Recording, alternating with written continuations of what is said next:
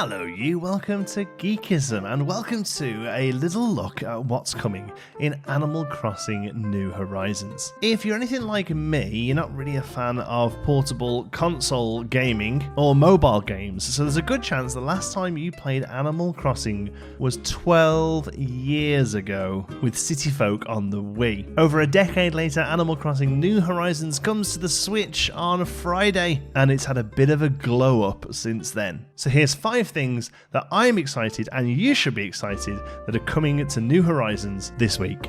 The first one is the huge amount of customization for your character. It sounds strange, but even being able to pick what your character looks like in Animal Crossing is a relatively new addition. In past games, a character would be generated for you based on some personality test questions. And even when you have been able to select what they look like, the options have been pretty limited. One of the most notable features that has been missing until now has been skin tones and numerous hairstyles to begin with. Obviously, more hairstyles can be unlocked through the game as it goes along, like usual, but there's plenty of natural colours to begin with. There's some few different eyes and nose and mouth designs to choose from, and even the ability to paint things onto your face as well. So even from day one, you'll be able to get that really individual look for your character.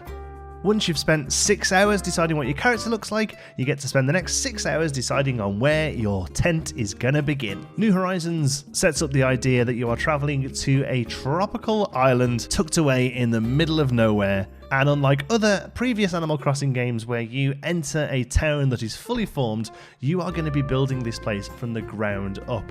Not only are you going to be able to place where you start your journey on the island, you're going to be able to set up the spot for your villagers as well. As they join, you're going to be able to tell them where to put their tents, which will turn into houses eventually, and also pretty much all of the municipal buildings apart from Tom Nook's main head office that's going to be set there to begin with. You're going to be setting up the museum where that goes. You're going to be setting up the Able and Sable where that goes. You're going to be able to really build this town as you want to do it. The third thing that goes along with this is the new pathing tool. It's such a little tool, but I'm really excited about this one. One of the big problems I've always had with Animal Crossing games is that everything's just placed down on grass and it doesn't look really towny. I suppose there's a bit of it in City Folk, when you actually go and visit the city, but for the most part, it's just a big grass place. Now there's a pathing tool where you're going to have to actually dig into the ground and decide where path goes. There's going to be different textures. There's some red brick textures, stone, different ones we've seen. You can round off the corners, you can make them 2 wide, 3 wide, you can build big plazas. Oof, I'm really excited. I love a good path tool.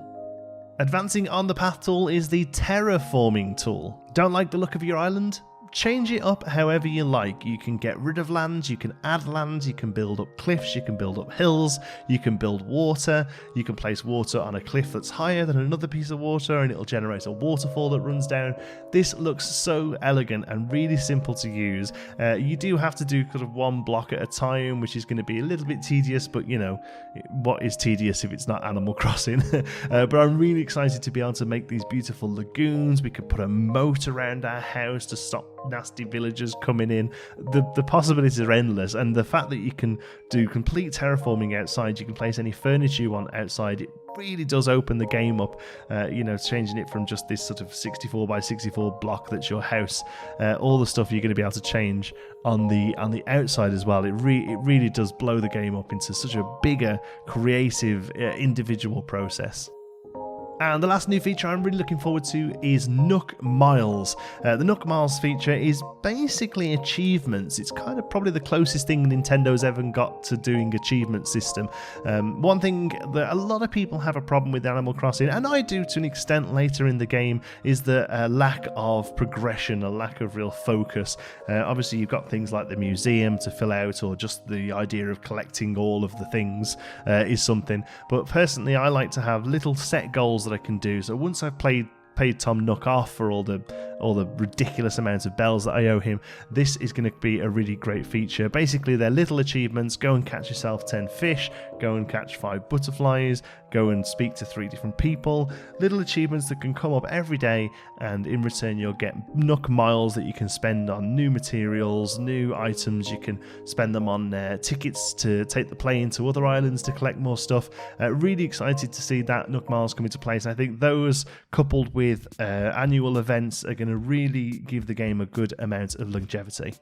So there you go, there's the 5 things I'm really looking forward to in Animal Crossing New Horizons. On Friday when the game launches, we're going to be doing a live stream for most of the day, so make sure you join me for that. I know Animal Crossing is a game I haven't really mentioned much on the channel. It's basically because the channel hasn't really existed when Animal Crossing has been a big part of my life, but I was a huge fan of the older games, and now I have a Switch and the ability to play it again. I'm really looking forward to sharing it with you folks. Hope you enjoy it as well.